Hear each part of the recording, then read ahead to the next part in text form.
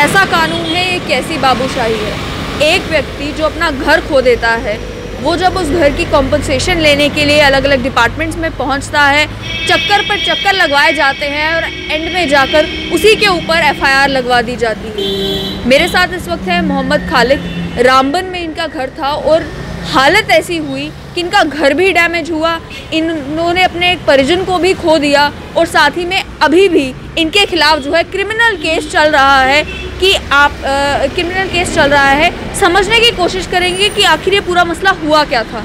तो सबसे पहले आपसे जानना चाहूँगी कि आपका घर है एग्जैक्टली कहाँ पर और घर को डैमेज किस तरीके से हुआ था? मैम एक्चुअली जो ये मैटर है, इस मैटर के रिगार्डिंग मैंने ऐसा कोई भी दरवाज़ा नहीं जो खटखटाया नहीं, लेकिन आफ्टर दैट जो आउटपुट आती है वो आउटपुट ये है कि मुझे इस वक्त एज ए क्रिमिनल ट्रीट किया जाता है और क्रिमिनल प्रोसीजर से मेरे अगेंस्ट इस वक्त जो गवर्नमेंट की टीम जो है वो प्रोसिक्यूशन टीम है और इस वक्त मेरे अगेंस्ट एक क्रिमिनल सेक्शनें लगाई जाती हैं एक सिविल सर्वेंट के द्वारा, जो एक फर्स्ट क्लास मजिस्ट्रेट का दर्जा दिया जाता है, वो मेरे अगेंस्ट एफआईआर लॉन्च करते हैं।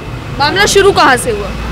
मामला शुरू यहाँ से होता है कि मैंने अपना हक मांगना चाहा। जब अपना हक मांगना चाहा, ये मेरा घर जो लोकेटेड है ये डिस्ट्रिक्ट रामबन, तहसील गुल और विलेज सचवा के अंदर लोकेटेड है। ये एडिट चल रहा है, नेशनल प्रोजेक्ट चल रहा है, वहाँ पे T19 एडिट का नाम है, जो रेलवे लाइन कंस्ट्रक्शन हो रही है उसका है। इससे पहले मैं कंसर्न कम्पिटेंट अथॉरिटी को अप्रोच कर चुका हूँ। फर्स्ट ऑफ ऑल जो कंसर्न कम्पिटेंट अथॉरिटी थी, concern SDM sub divisional magistrate भूल, वहाँ पे मैं एप्लीकेशन मूव करता हूँ कि मेरा घर जो है ये डैमेज हो चुका है। उस समय कुछ घर में क्रैक्स आए थे। देन जब घर डैमेज होता उस समय भी मैं कंसर्न नायब तहसीलदार को ये करता हूँ कि अप्रोच करता हूँ, घर गिर चुका है और ये हैवी वहाँ पे वाइब्रेटिंग की वजह से और ब्लास्टिंग की वजह से जो घर छोड़ना पड़ रहा है, हम प्रॉब्लम में हैं, इसको देखा जाए, इसको कंपनसेट किया जाए। आपके अलावा आपके गांव में कितने और लोग थे जिनका घर डैमेज हुआ और जो परेशानी में आए इस वजह से, इस प्रोजेक्ट की वजह से? मैम नियर अबाउट कुछ लोग तो इतने गरीब हैं जिनको कोई नॉलेज भी नहीं है कि हमें कहाँ जाना है, क्या करना है इसके बारे में। बट कुछ लोगों ने अप्लाई भी किया है कंसर्न SDM को, वो फाइलें पेंडिंग है, बहुत सारा डेटा है, वो डेटा निकालना पड़ेगा। इतना डेटा तो मेरे को अभी नॉलेज में नहीं है, बट बहुत सारे लोग हैं जिनके घर क्रैक हो चुके हैं, लेकिन कहीं के नॉर्मल क्रैक हुए हैं जो घर नहीं छोड़ रहे, अभी रह रहे हैं, और कहीं का जो है जो टोटली बेघर हो चुके हैं, और कोई जो टोटली सोर्स ऑफ इनकम उनका वहाँ पे था वो खो चुके हैं। वो वहाँ टोटली लैंड स्लाइडिंग एरिया है, और जो कंसर्न क्या बोलते हैं नॉर्दर्न रेलवे है वो 100 मीटर के अंदर कंसिडर करते हैं, उसके अलावा नहीं करते हैं। लेकिन एक लैंड स्लाइडिंग एरिया है जहाँ पे 10 किलोमीटर तक लैंड स्लाइडिंग की वजह से नुकसान होता है, और उसको कौन कंपनसेट करेगा? अगर कंपनसेट नहीं करेंगे, जिन लोगों का सोर्स ऑफ इनकम टोटली वही है, वो कहाँ जाएंगे, वो कैसे सर्वाइव करेंगे? तो जब आप अपने फाइल लेकर दफ्तर पहुँचे तो उसके बाद आपने क्या व्यवहार सरकारी बाबू का अपनी तरफ देखा और उसके बाद फाइल का क्या हुआ? मैम मुझे तो ये नहीं लगता है कि एक पॉलिटिकल लीडर जैसे अप्रोच करता है, अगर उसको कहीं हम अप्रोच करने जाएं तो देन वो किसी सरकारी बाबू को उठा के फ़ोन करता है।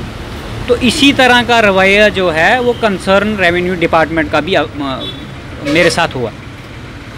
रिवेंज लेने के लिए मेरे को अगेंस्ट में उन्होंने FIR लगाई, ना काम करने के अलावा उन्होंने मेरे अगेंस्ट FIR लगाई। मैं अप्रोच करता हूँ पहले कंसर्न SDM को, फिर ADC को, डिप्टी कमिश्नर को पहले मैंने किया। डिप्टी कमिश्नर साहब ने कहा कि ये ADC साहब देखते हैं, आप इसी के पास दो। फिर वो ADC बदल जाता है, नया ADC वहाँ पे अपॉइंट होता है, उस ADC के पास भी ये कंसर्न मैटर गया। उसके बाद मैं concern adviser honourable adviser Farooq Khan साहब के पास जाता हूँ, उनके पास अप्रोच करता हूँ, उनके लेटर का रिप्लाई अभी तक नहीं आया। फिर एक रिमाइंडर डालता हूँ, फिर भी रिप्लाई नहीं आया। फिर कंसर्न जो गवर्नर ग्रेविंस सेल है उसमें एक कंप्लेंट लॉन्च करता हूँ। 20 दिन के बाद जब वो उसका रिप्लाई मांगने लगे, उनको मैंने कॉल किया, तो फिर ड्यूकॉम वाले भी उस पर एक्शन लेने लगे। उससे पहले जो एक्शन लिया गया कंसर्न SDM से, कंसर्न SDM ने हर बार जॉइंट वेरिफिकेशन के लेटर निकाले, और जॉइंट वेरिफिकेशन के लेटर जब जाते थे जो ग्राउंड बेस पे काम होना था वो नायब तहसीलदार ने करना था। तो नायब तहसीलदार क्या करता था, जॉइंट वेरिफिकेशन की जगह वो किसी सब कॉन्ट्रैक्टर को उठा के लेता था, ना नार्दर्न रेलवे के बंदे को नहीं लेता था। यहाँ पे 3 कंपनीज काम करती हैं, SRM करती है, पटेल करती है, पटेल का मैनेजर हेड नेमली बोध प्रसाद है, SRM का मैं नहीं जानता, और नार्दर्न रेलवे। तीन पार्टीज़ हैं।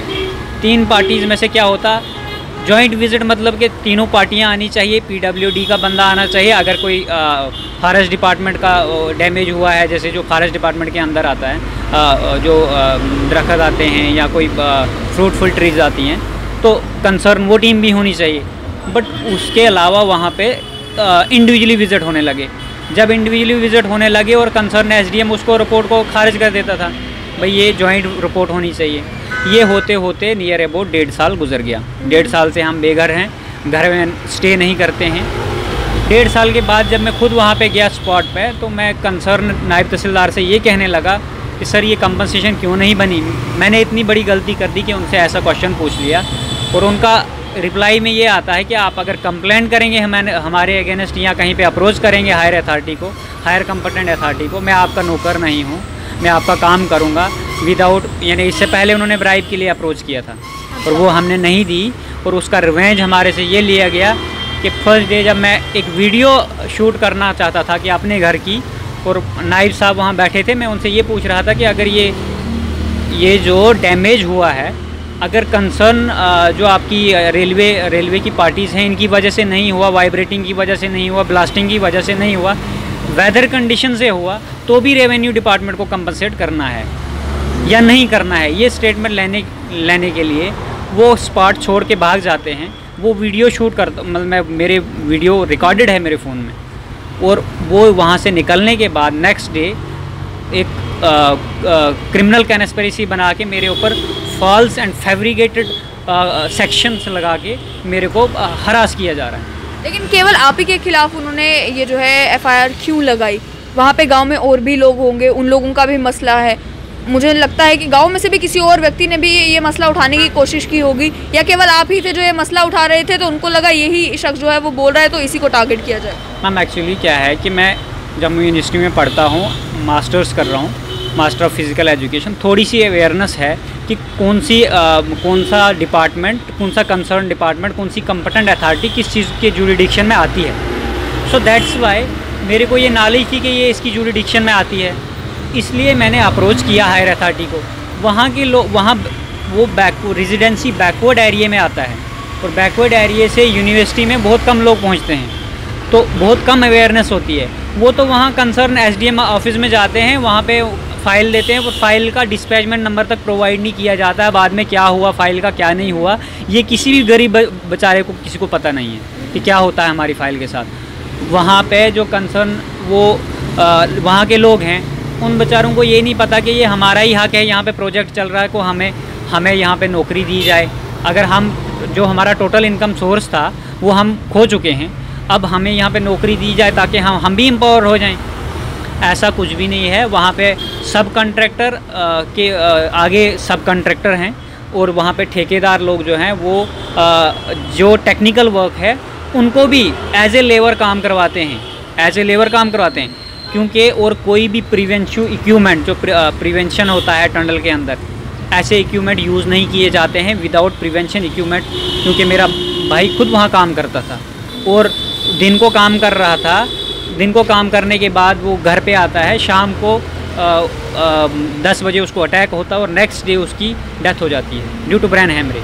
अब ये मैं नहीं कह सकता हूँ, ना तो क्लेरिफिकेशन दे सकता हूँ कि ये किसकी वजह से हुई, वो अब कंसर्न हॉस्पिटल देगा कि काज ऑफ डेथ क्या है, ये ड्यू टू कौन से काज होते हैं जिससे ये डेथ होती है। जब आपके ऊपर FIR लगाई गई है उसके बाद का वाक़या है या उससे पहले का? ये उसके बाद का वाक़या है। 30 तारीख को ये वाक़या होता है। 30 तारीख फर्स्ट को कंसर्न नायब तहसीलदार ये एप्लीकेशन मूव करता है। नेक्स्ट 3 बजे मेरे अगेंस्ट एक FIR लगती है जिसमें सेक्शन 353, 504, 506 और 341 सेक्शन लगाई जाती है, यानी नॉन कॉग्निजेबल ऑफेंस लगाए जाते हैं। दूसरे दिन अरेस्ट वारंट निकलते हैं, यानी 2 तारीख को मैं भी SDM के पास गया। उस दिन मैं SDM को कॉल करता हूँ कि अभी ऑफिशियल टाइम हो चुका है 4 बजे, 3 बजे मैं कॉल करता हूँ, 4:06 स्पॉट पे आता है नायब तहसीलदार, 4 ऑफिशियल वर्क आवर्स के बाद आता है वहाँ पे, और उसके बाद 10 मिनट स्टे करता है। 10 मिनट स्टे करने के बाद मेरे ऊपर FIR लॉन्च करता है। क्या आपने कोशिश नहीं की कि आप कोई काउंटर FIR लॉन्च करें या आप क्लैरिफाई करें कि ऐसा कुछ मामला ही नहीं है? मैंने नेक्स्ट डे 2 तारीख को मेरे अगेंस्ट FIR लगी। 3 तारीख को मैंने IGP जम्मू को एक एप्लीकेशन मूव की कि एक क्रिमिनल कंस्पिरेसी है, मैटर जो है वो रिगार्डिंग कंपनसेशन है, ये एक सिविल सूट है और क्रिमिनल केस मेरे अगेंस्ट लगाया जा रहा है। तो ये एप्लीकेशन मूव हो चुकी है, तो सर ये FIR लग चुकी है मेरे अगेंस्ट। मैंने सेटिस्फाइड कापी उस टाइम नहीं मिली थी, तो उन्होंने इनको लिखा, कंसर्न SSP को लिखा ये रामबन में। जब मैं रामबन में पहुंचा तो वहाँ पे अंदर नहीं जाने दिया क्योंकि कोविड की वजह से वहाँ लॉक था। देन मैं कंसर्न SHO के पास गया, SHO को कहा कि ये IGP जम्मू को मैंने दी थी। उन्होंने कहा कि ये नियर अबाउट 60 डेज़ लगेंगे इधर पहुँचने को। फिर मैं उनको ही देता हूँ इंडिविजुअली एक कापी कि इसके अगेंस्ट FIR की जाए, काउंटर FIR की जाए। 8 तारीख को मैं वो एप्लीकेशन वहाँ पे देता हूँ, जम्मू गूल में देता हूँ। उस पर कोई भी कोई भी कार्रवाई नहीं की गई। देन मैं नेक्स्ट मंथ में वही जो पूरी मतलब 154 में जब FIR लॉन्च नहीं होती है, देन हम 156(3) में FIR लॉन्च करवाते हैं कोर्ट से। तो मैंने कोर्ट में अप्लाई किया हुआ, बट अनफॉर्चुनेटली जो कंसर्न ऑनरेबल जज साहब थे, उनको ड्यू टू कोविड की टेस्ट पॉजिटिव आया था, तो वो क्वारंटाइन थे। अभी तक उस पर कॉग्निजेंस नहीं लिया गया, एंड आई होप कॉग्निजेंस लिया जाएगा क्योंकि मैंने लीगल एड के लिए अप्रोच किया था। लीगल एड प्रोवाइड हो चुकी है और कल उसकी हेयरिंग है। आई होप कि उनके अगेंस्ट कार्रवाई होगी। अब अगर कोर्ट उसमें संज्ञान लेता है तो होगी, आई होप कि होगी। तो आपने सुना कि एक तो काम चोरी, ऊपर से सीना जोरी, ये इनका कहना है कि जिन सरकारी बाबुओं का काम था कि वो फाइल प्रोसेस करते, ग्राउंड पर आकर प्रॉपर टाइमिंग पर प्रॉपर वेरिफिकेशन करते, उन्होंने वो काम तो किया नहीं, बल्कि जो शख्स अपनी आवाज़ उठा रहा था उसके खिलाफ एक क्रिमिनल कॉन्स्पिरेसी करने की कोशिश की। और साथ ही में इनका ये भी कहना है कि ब्राइब मांगने की जो है वो कोशिश की गई, क्योंकि हम पढ़े लिखे थे, अवेयर थे, हमने ब्राइब देने से मना कर दिया, उनसे सवाल पूछने की गलती कर दी, बस ये गलती हो गई। इसका नतीजा ये निकला कि आज ये जो हैं ये केस भुगत रहे हैं।